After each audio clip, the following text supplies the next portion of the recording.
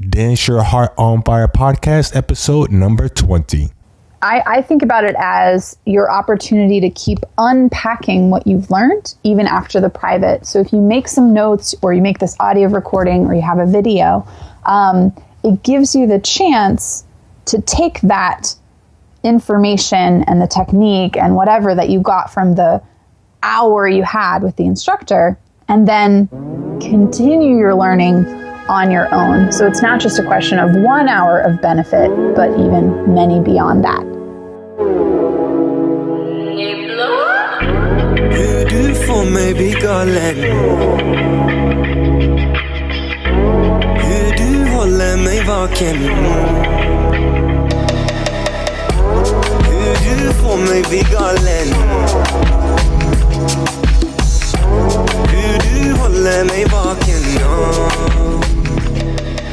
Welcome to the Dance Your Heart on Fire podcast, the podcast dedicated to inspiring dancers worldwide whose hearts have been touched by music and dance. The universal language of dance and music is spoken by many of us throughout the world. We want to motivate the dancer in you by sharing stories, insights, and ideas to enhance your journey. Join us now with your host, Charles Ogar. Hello, everyone. This is Charles with the Dance Your Heart on Fire podcast, and we are here today with our special guest, Rachel Cassandra. Rachel Cassandra has been very active here in our Kizomba community here in the United States, going over some years now, and she has an awesome website called KizombaCommunity.com, but I'll go ahead and let Rachel tell us a little bit about herself and what she does for us here in the U.S. Hello, everyone. Yes, thanks for that welcome, Charles. I do run the site KizombaCommunity.com, and I got that started just because I was frustrated with how difficult it was back in 2012, 2013 to find Kizomba in the United States. And I can remember times where I had reason to be in San Francisco or in Boston or whatever, and then I found out after the fact, oh, there was a Kizomba party. You didn't know about it. I was like, how was I supposed to know? So I created a site that would make it possible for anyone to find Kizomba in any city, as long as, I knew about it. It meant that somebody could find it using Google and not having to be a part of a certain meetup group or Facebook group or anything like that. And then the site has sort of expanded over the years to become a resource with lots of information about Kizomba and Semba and Tarashinya and history, and also with links to other people's blogs. So I think that's probably what I'm most known for now in the United States. I'm also a Kizomba instructor, and I travel around the United States and indeed around the world, just sharing my love for Kizomba. Definitely. No, it's been awesome to kind of work with you to help spread Kizomba throughout the United States. I know there's a couple of times we got a chance to teach together and dance together. Yeah. What comes to mind is Denver last year. That was That's fun. Right. And hopefully we'll be able to see each other sometime this year. I know it's kind of crazy with all the traveling, but it'll be good to get some good dances in for sure. We'll have to make sure our paths cross at some point. Yes. All right. So today's topic is going to be private lessons. And even though private lessons seem to be a no-brainer for some people, definitely we want to give some insights into how you can utilize private lessons and the benefits of private lessons, and how you can kind of take a look at it and see how private lessons will work for you or may not work for you, because it might not fit your particular style or for sure. your learning method. Your learning style, for sure. Well, maybe we could start off by talking about how to choose the teacher with whom you're going to take those private lessons. Definitely. Let's go ahead and start off with that. So I think obviously you want to pick someone who is good at the dance. It seems so obvious for us, as experienced dancers, but I think it can be hard. Like if you were an awesome, other kind of dancer, and then you're like, yeah, I've been hearing about this Kizomba thing, and I want to take some privates before I show up at a social. How do you know who that person is that you can trust to be taking private lessons from? And so I think one of the first things to do is ask around, ask about people who have already had some experience with teachers or the teacher in the area before deciding, okay, yeah, I'm going to commit a chunk of cash for some time with that instructor. Definitely. I know a lot of people who will not take a private lesson with an instructor until they've seen them teach in person to see if they resonate with their style of teaching. And I know some people have gotten privates with me sight unseen. They haven't seen me teach, but that's typically not the norm for sure. But a testimonial goes a long way. Yeah. To if they know somebody or just know that person is really knowledgeable, or if you just like the way that their dance is, like, that's okay, I'm sold. I see the way you dance, teach me something. But for some people, they want to see some more information. Okay, I like the way you dance, let's see the way that you teach, because as you and I both know, Rachel, dancing very well and teaching and breaking down things very well are two different skill sets. And I feel that sometimes that's not very common knowledge in the dance scene. That's really true. I mean, sometimes the best person to take a private lesson with is actually not the best dancer in the scene, because someone who has invested a lot of time in becoming a technically advanced dancer or an extremely musical dancer doesn't necessarily know how to explain to you how to achieve that. I mean, we've all had in our lives, we've all had that one math teacher that, like, obviously was great at math, but just did not have any idea of how to help the students get there, you know, or if not math, you know, maybe it was, you know, English, trying to diagram sentences. And you're like, I know I don't understand what an adjectival prepositional phrase is, and you're not helping. So yeah, I think that is really important to confirm with others, or to witness for yourself in the context of a group class, whether you feel like that person's going to be able to explain things well to you. Definitely. And just one last note on this topic here on choosing your instructor, on the skill sets that I was mentioning before. I did write a blog on different skill sets of a dancer that we have in the dance scene, and how people, different instructors, dancers, performers specialize in certain things to kind of create our dancer ecosystem. And I'll link that in the show notes so you guys can see it, but it's called The 5 Talents of a World-Class Uber Dancer. And I know that I reached out to you, Rachel, to kind of pick your brain about that and how to kind of put my thoughts together. Yeah. Now I know some of you are thinking, okay, well, that's all very well and good, but actually there's no teacher in my area that I can learn from.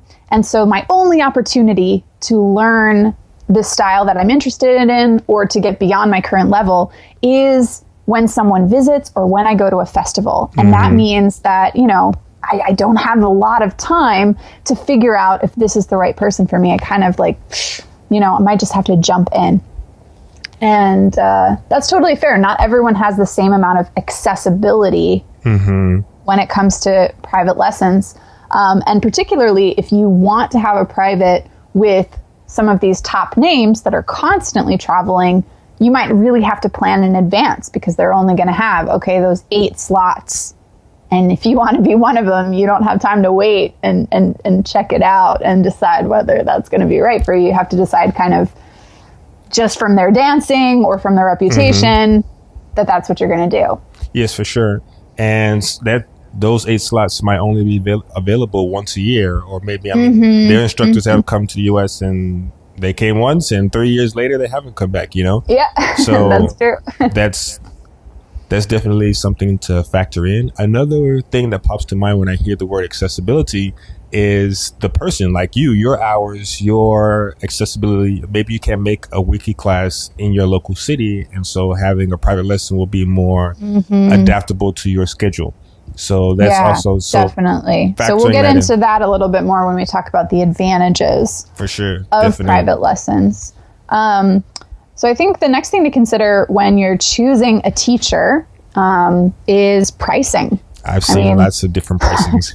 Yeah, I mean, it really does vary. And I think we often make this mistake. I mean, economists have done studies about it. We think that whoever costs the most is the most valuable. Right? We there was a great study about this related to wine, also related to cars.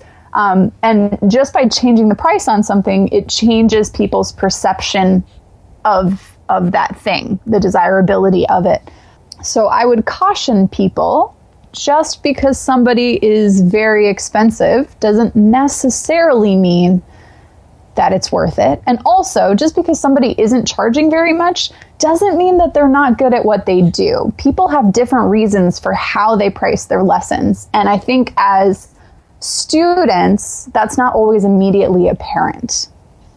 I agree. That's also what you just said as far as like the motives behind the instructor, because there's definitely, I know some instructors that raise up the prices because they don't want to have a flood of private lessons. Yeah. And I know some instructors lower their price because they do want to do more private lessons because they're trying to make themselves more accessible financially for the people who may be interested.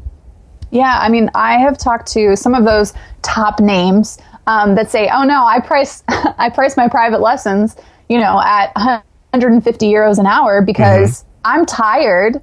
I do so many group classes. I travel every week, and so for me, if I'm going to invest that hour with someone, I need to know that they really want it."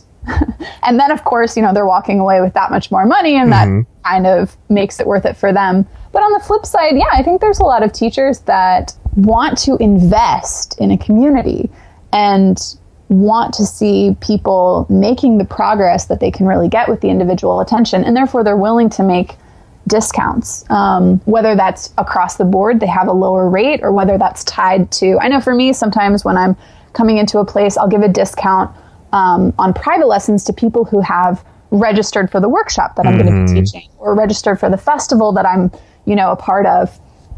And that's sort of recognizing that they're already invested in their learning, and then, rewarding them for going a little bit further and taking that private lesson. For sure. And then also, if the instructor that you're taking private lessons from is local, I know sometimes where I live, I will offer discounts if they buy a package of privates. So from 4 hours to 8 hours to 12 hours, I'll adjust that accordingly, just because they'll just buy a big chunk of private lessons to last over several months versus just finding that one opportunity for a top name at a festival once a year. So there's different things to factor with that.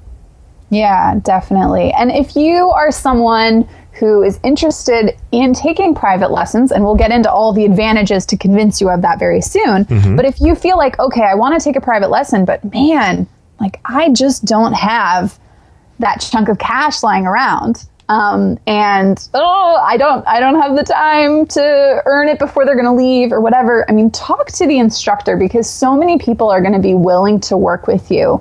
I know that I've done things like skill swaps. I've offered installment payments. And I know that there are a lot of ways that instructors make it more accessible, even if they're not willing to lower the rate. There might be another way of coming to terms. Yes, it's always good to reach out to the person and just ask. I don't think there's any disrespect or harm in asking to see if there's a way. I've definitely done barters for my private lessons, for a massage, or for... Yes, me too. That's my favorite. That's probably my favorite one to do, is to barter an hour massage for an hour private lesson. Yes, definitely, especially after a long weekend. But I would say if anybody messaged me directly and just offered something, I don't think there's any harm or disrespect in doing that, because you never know if you don't ask. Exactly. Yep. Doesn't hurt to ask. All right. Shall we get started talking about all the reasons that we should be taking private lessons? Yes.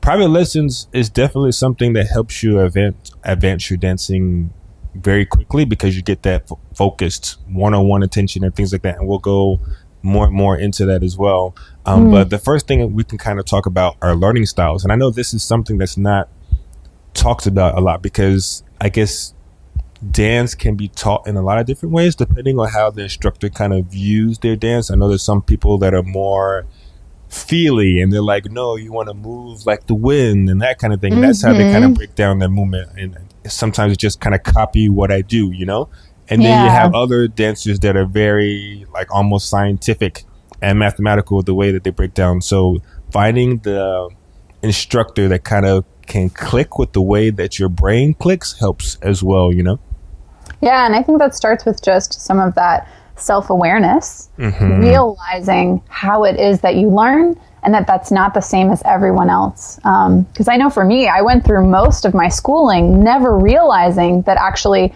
the things that I found hard, wasn't necessarily because I was stupid in that area, but it was just because of the way that it was being taught wasn't a good match for how I learn.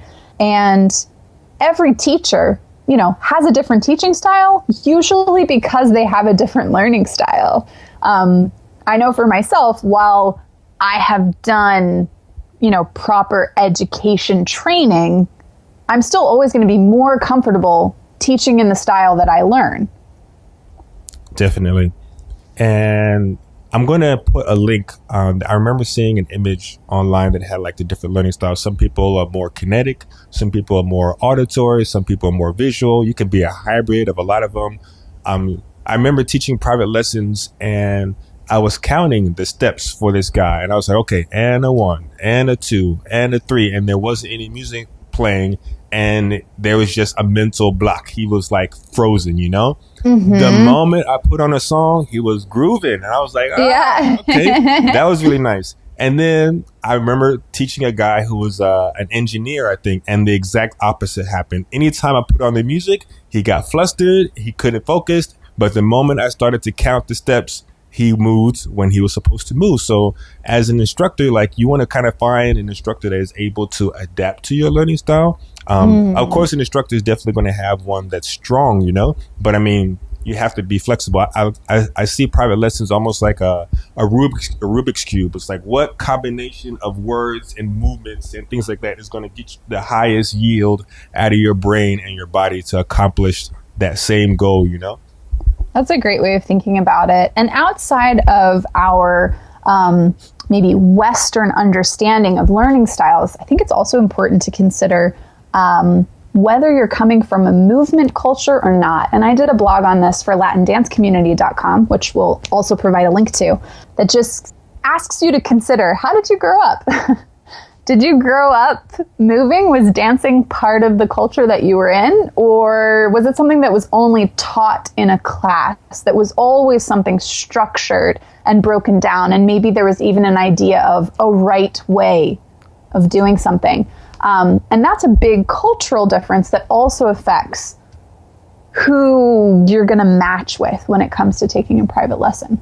Yes, definitely. And that's one of those things that I was mentioning before. Like you want to see the way that the teacher teaches before possibly investing if possible. But like I said, based on accessibility, you might not have that luxury because you have to act quick and take advantage of that instructor while they're in town, Yeah, and it's not to say that if somebody has a different teaching style and it's not exactly right for you, that's not to say that you can't learn from them. Not at all. I've definitely taken private lessons from people who had a very different style from what is my number one preferred way. But it just means you have to be prepared to work a little bit harder to make things click. Definitely. Let's take a quick moment to thank our sponsors. Have you been looking to level up your Kizomba, but you don't have the local instructors to take you there? Are you looking for something concrete to practice with your Kizomba partner? Or are you looking for Kizomba lessons that you can take on your schedule in the comfort of your home? If you answered yes to any of these questions, look no further. LearnToKiz.com is what you need. Progressive, step-by-step lessons that you can take at your pace in the comfort of your home or anywhere with a solid internet connection on your PC, Mac, or any smartphone. New videos are added every month. You can try this awesome resource out 30 days free at LearnToKiz.com/podcast. After the 30 days free is only a low $15 per month. But again, the special offer for the Dance Your Heart on Fire listeners, 30 days free at LearnToKiz.com/podcast. You won't find this offer anywhere else. LearnToKiz.com/podcast. And now back to our show.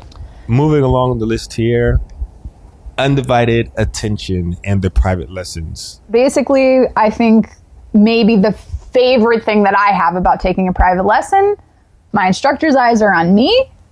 They know what I'm doing wrong. They know what I need to work on. They know what to suggest. There's no distraction.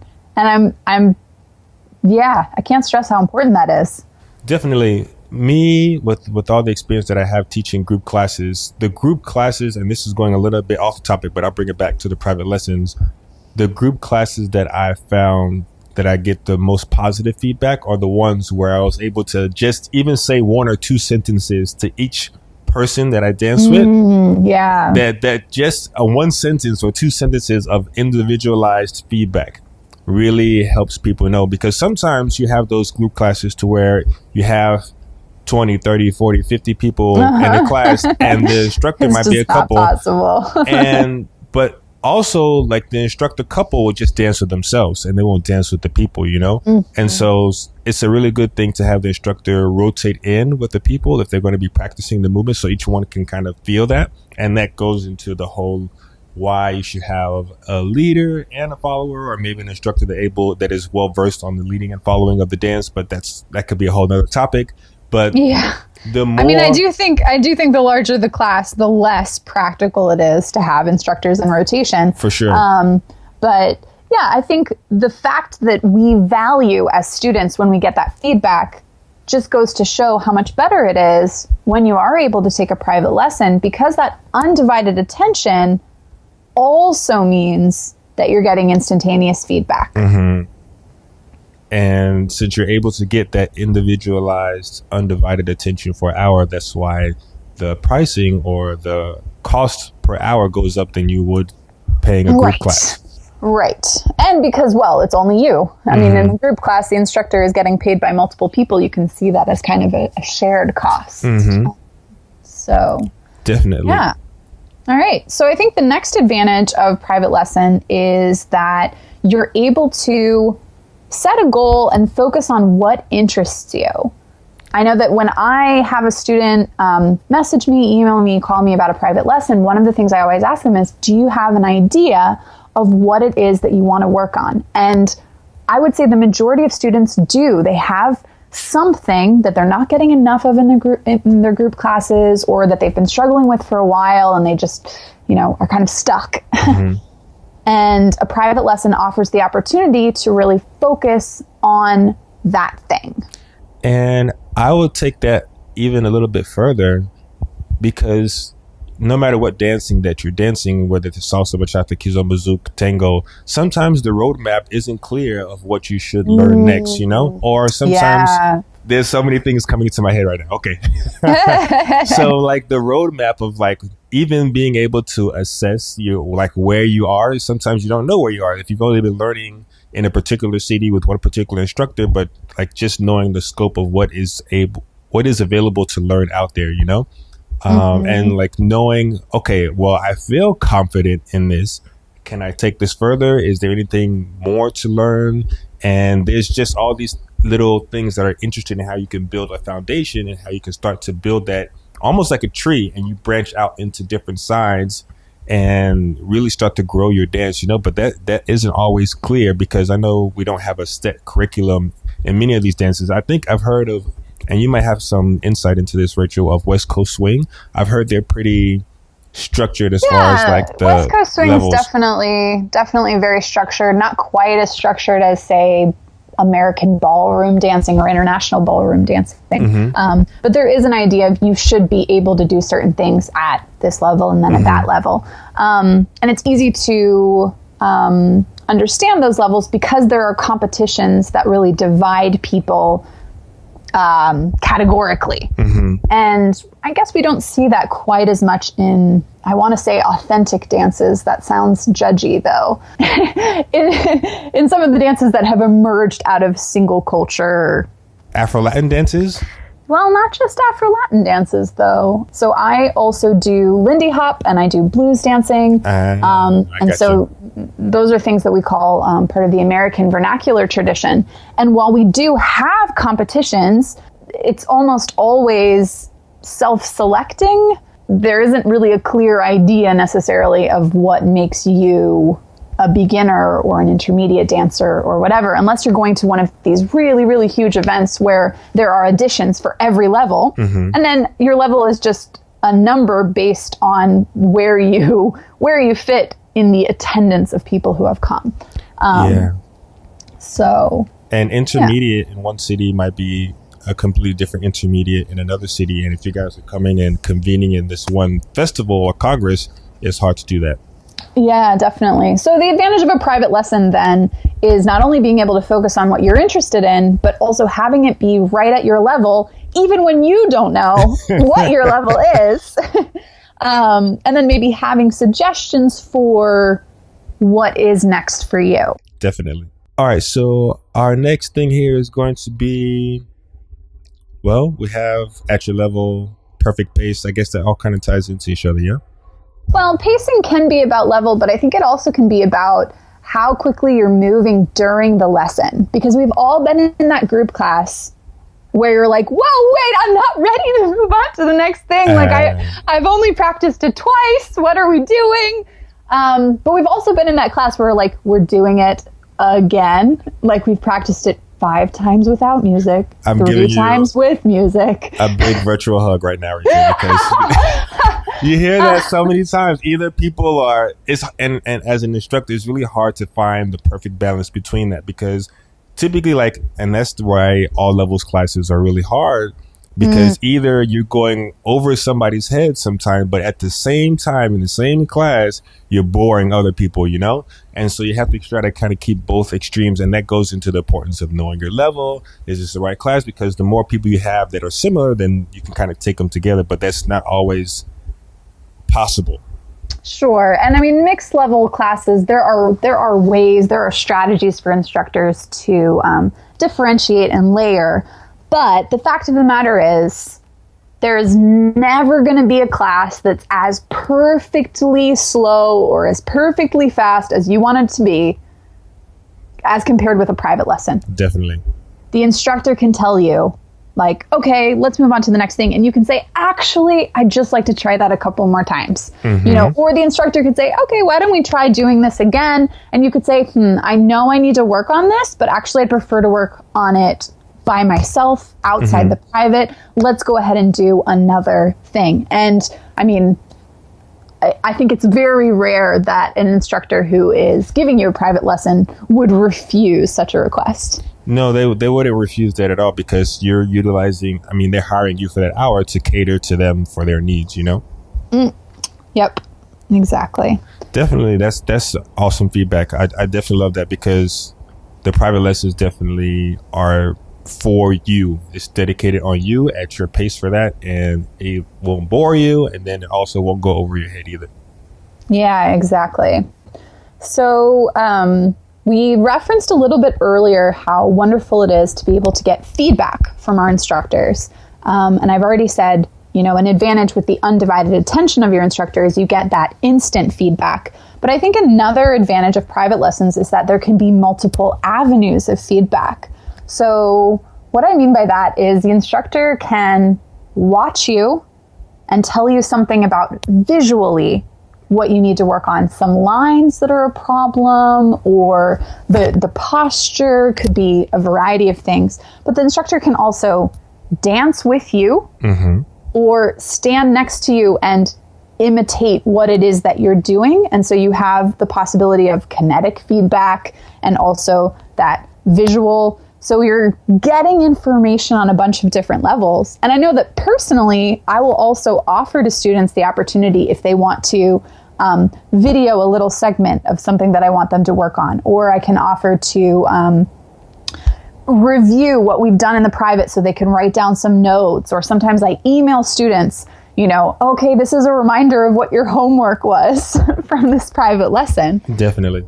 I also, at the end of my private lessons, like to record an audio note in Evernote and give the student an opportunity to recap and capture those light bulb moments while they're fresh right then and there after they're private. Because I remember myself taking some private lessons, learning different dances, and you try to remember what they told you like a week ago, and it's fuzzy. It's not as fresh anymore. So either taking video, which it's a combination of visual and audio, and then also if you don't want to take a video, and just taking an audio note. And even if your instructor doesn't offer this, after your private lesson is finished, I'm pretty sure all of us have a smartphone or some kind of recording device. Just sit down and record that and talk to yourself. Okay, I struggle with this. I need to work on that. This felt good. I like what he said about X, and make sure that I focus on that, because I feel it's really good to capture those moments while they're fresh. So that way, when you are trying to practice later or referencing something, then it's just easy to go back into your file or your dance journal and kind of find those hints of either key feedback, or some inspiration and motivation. And I think all of that, I think about it as your opportunity to keep unpacking what you've learned even after the private. So if you make some notes, or you make this audio recording, or you have a video, it gives you the chance to take that information and the technique and whatever that you got from the hour you had with the instructor, and then continue your learning on your own. So it's not just a question of 1 hour of benefit, but even many beyond that. Definitely. It's like a ripple effect. Yeah. As far as an instructor's standpoint and taking private lessons, like for me, since I'm not saying other instructors aren't passionate, but for me, like I really love the process of learning. And I recently took the Strengths Finder 2.0 test, and it kind of lets you know what your 5 strengths are. And one of my biggest strengths was just the learning process, and that kind of excites me and gets me all motivated and things like that. And I like to think about not just right now, this is what you can work on, but also I like giving the students motivation, inspiration to continue their learning, like, okay, we're going to do this audio note. And I've had many people who I've done a private lesson with 1 year, we record the audio note. We come back next year and say, okay, well, let's listen to what we did last time and see what we think and see how you're comparing now. And then we'll take you to a further level after that, So it's good to see that progression. And if you're going to invest time and money into anything, that progress is really motivating to continue to do that.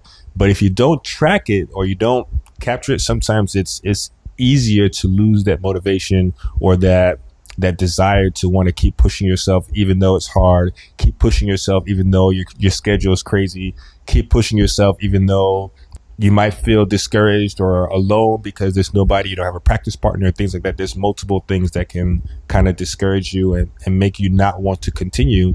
But anything worth it is definitely worth the investment. And I like giving material that's going to help them not only for today, but a week from now, a month from now, 6 months from now, still want to have that hunger to learn, because they might come back to me and teach another private.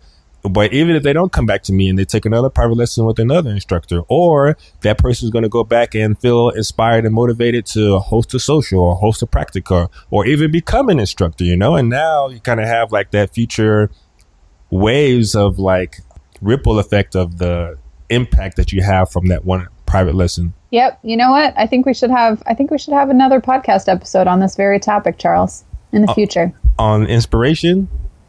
And continuing your learning. And definitely. We should definitely do that. Yeah, I don't know. I feel like an instructor, my first private lesson in Kizomba was with Albir and Sarah. And they were very encouraging, and they motivated me and they inspired me. And look at me now, like I've been teaching Kizomba full time, and now I'm doing the same thing. So I feel like they had a candle or a fire of inspiration. They lit my candle, and now that my candle's lit, I'm able to light other people's candles, so that passion and then motivation carries on. Yeah. And actually, I wrote a blog about this whole topic of why private lessons are awesome. And I think maybe the last point, certainly one of the later points, was that you do get to make these connections in a way that's not always possible just at a group class or a social, because you're spending that time one-on-one or maybe two-on-two, whatever, with the instructors, and they get to know you personally. You get to know them a little bit, and so you have a stronger connection or even an ongoing relationship with them if you're taking multiple privates. And so, yeah, that can really be nice and give you a boost as you go forward in the dance community. Definitely. Well, Rachel, it's been awesome talking with you. I think all these points are going to be awesome for people and for students and for instructors alike as far as private lessons, because it kind of helps you zoom in a little bit on the value that's on both sides.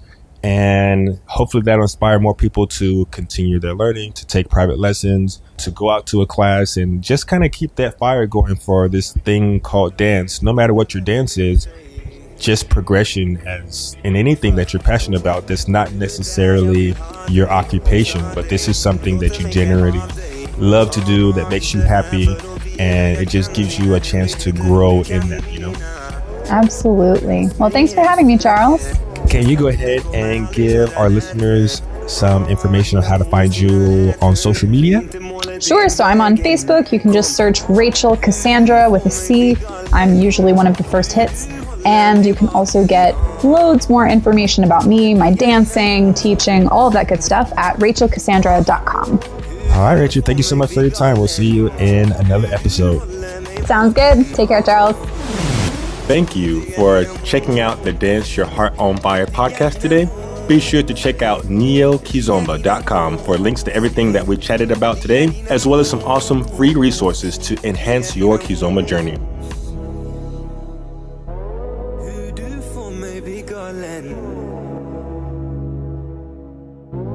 Hur du håller mig vaken